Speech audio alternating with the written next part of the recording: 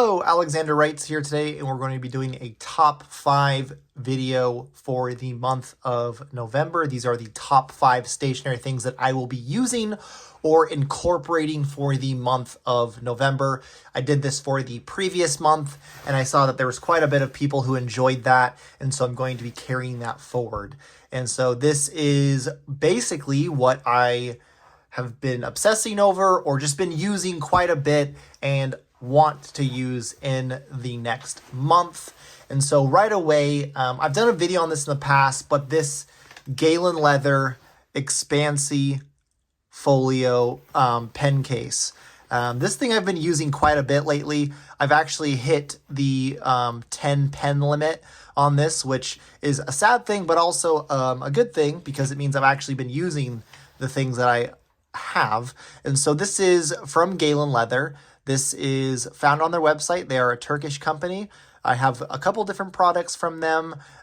Can't recommend them enough. Their packaging is wonderful. Their company is wonderful. You always get a bunch of random little extras, which as someone who buys from stationery stores a lot, it sets them apart quite a bit when you get, an extra postcard or a pen holder or a tea or a coffee. It just makes it that much more personal. And so this is fully leather. This is their blue, I think it's called navy blue colorway. It's an expansi folio leather case for pens. Links to all these products again will be in the video description, but you'll see it opens up with this really sturdy YKK zip.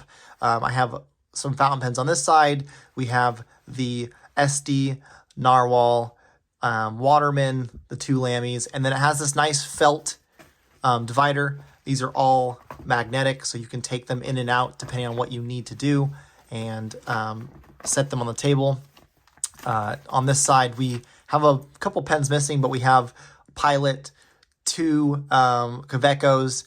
I have my 3rd Kaveco. It's at work at the moment. And this pen slot, which I'm really excited for, will be a TWSBI Diamine that I have coming from Jet Pen. So I'll be doing a video on that. I had a TWSBI Go in the past, but I haven't used TWSBI since.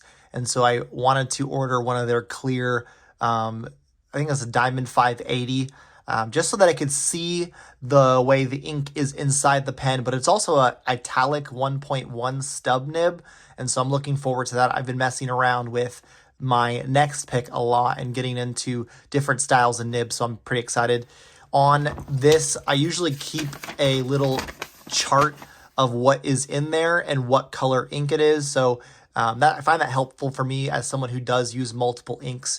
This kind of tells me what is in there. And then when I switch this out, I will make a new list. So this just gets tucked in and put in here.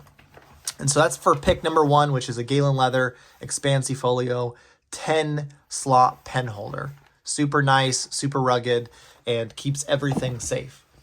Pick number 2 is this catalog. And I've used this quite a bit for my different ink swatches. I won't go through all of them, but this is a local company to me, which is in Idaho. Picked this up from a pen, a pen show, the Pacific Northwest Pen Show a couple years back, and I've been using it. There's 50 sheets. This little binder system kind of allows you to pull them out and reorder them if you'd like, but the paper is quite nice. It's thicker, so it allows you to kind of show some of that ink definition. You'll see this is the Diamine Golden Sands. If you're watching and you have a recommendation for a good black ink, would you please drop that in the comments? I've been looking for one, maybe even a gold ink with some shimmer properties, but I've just had a really hard time finding one that I enjoy. So if you have one that you'd recommend, please let me know down below. That would be super helpful. This is the, what is this? Ferris Wheel Press Edward Gardens. So this is another ink that I've done a review on. And so this paper is really, really good for doing ink samples. Again, they are local to me in Idaho. I believe you can go on Etsy and look up the Writer Shop A, and you'll be able to find one just like this for you to keep all your different ink samples in it. I have a couple that I haven't included in here, so I need to catch up on that. So that is pick number 2. It's always nice to organize what kind of inks you have, what they look like. That way you're not guessing to what kind of ink you're going for that week or in that specific pen. Pick number 3, and this is kind of an unknown to me because I don't really know much about it. This is a dip pen. And so let's see if we can get that. This dip pen came to me in a pen pal letter. I was kind of not expecting this. And so when I got it, I didn't really know what it was. And so I'll do a separate video on this. But as a left-handed pen holder, I've had to learn how to hold this dip pen up and down versus side to side, which is typically the way I write. But this flex nib is what it really is such a joy to write with. I'm sure this is just a normal like plastic or resin dip pen holder. And then this is just a simple flex nib. It did also come with a Fude nib right here. And so I've gotten some practice with that. Haven't quite mastered this one. I kind of figured out that to have these nibs hold ink really well, you kind of have to go through a process of getting them really wet and filling or washing them with dish soap and then patting them off because the oil residue on your fingers doesn't allow them to hold the ink well. But over the last couple days, I've been kind of writing with the dip pen. Let's see, not this one. I did a little snippet of it right here. And so that's kind of what it looks like. I've been kind of experimenting on what kind of pressure I need to apply, how I need to hold it. I've been using fountain pen inks with this dip pen. I understand that there's calligraphy inks that I could probably use that might be better.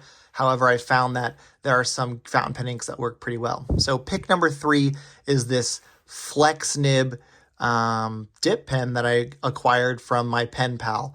A huge thank you to him. I have been experimenting and getting back into a new but also familiar style of writing with something that is completely different to me. So that's pick number 3. If you don't have a dip pen, they're fairly inexpensive, and it's always nice to experiment with something new. So pick number 3.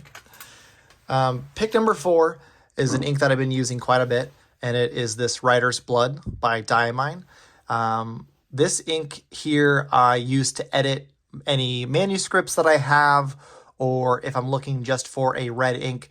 This is my go-to prefer. The Diamine ink is nice in the fact that if you shake it and mix it well, it does have a little bit of a green undertone, I've noticed. I'll show you a sample of it here in my Midori notebook. I'm not sure if the light's going to catch that, but some of those little, like this spot here, you can see there's a little bit of a green here, but just an all-around good red ink, in my opinion, something that really does show the quality of a Diamine ink. I have, I think, 2 or 3 Diamine inks, and I really enjoy them. But yeah, Writer's Blood, Diamine ink, great. You can get it in several different sizes if you want to commit to a full bottle like I have. It's not that expensive. You can also get it in a smaller bottle or a multi-pack, I think on Amazon. Again, I'll put a link in the description for those of you who are interested. And then last but not least, certainly not least, is my Lochby Mini Folio. And so our mini field, well, it's not a folio, it's mini field guide. And so this is a shrunken down version of their larger field journal. And I've been using this thing quite a bit. It is good for throwing in your bag, good for, a daily planner, good for whatever you'd like for it. And so mine looks fairly new because it is new, but I've also taken pretty good care of it. And so whenever I go hiking or in the outdoors, this always comes with me. I have several different notebooks in here. This notebook is a research notebook. I have some more research notebooks. And I think this last one I was starting to handwrite the First Peter. So I have that going. And I think I'm on Second Peter already. But yeah, these things are great. I can't speak of how amazing, or I can speak. Lochby is such an amazing company, and I just completely enjoy working with them. If you're new here, again, I always have 10% off if you ever want to try out any Lochby products. They just unveiled a nice side bag that is coming out. I think pre-order closed a couple days ago, but when it does come out, I am going to pick one up. I'm hoping that they make a bigger size for a laptop bag, but we will see. As always, pick number 5 is a Lochby product. This is the best stationery company I've worked with. I love their canvas products. I love their engineering. I love that they listen to the people who use their products. Can't say that that happens a lot, but for Lochby, it is their strongest point. And so that's quickly what my November picks are. And so running that back, we have number 5, which is the Lochby mini field guide. This is in their brown colorway. We have the Diamine ink in Writer's Blood. We have a unknown mystery but pleasantly surprised dip pen from a Pen Pal. Again, not clear what the brand is, but you can certainly get one online for a decent price and experiment. We have this great ink swatch catalog, allows you to remove, reorganize from the Writer's Shopee. And last, but certainly not least, we have this wonderful Galen leather expansy pen case that can hold 10 pens beautifully, securely, and most of all, in this nice smelling leather product. But that's today's video. I hope you enjoy this top 5 for the month of November. If you're new here, make sure you like and subscribe. Let me know what you're going to be using for the month of September with your journaling habit or with your everyday stationery carry. Thank you so much, and I hope you have a great day.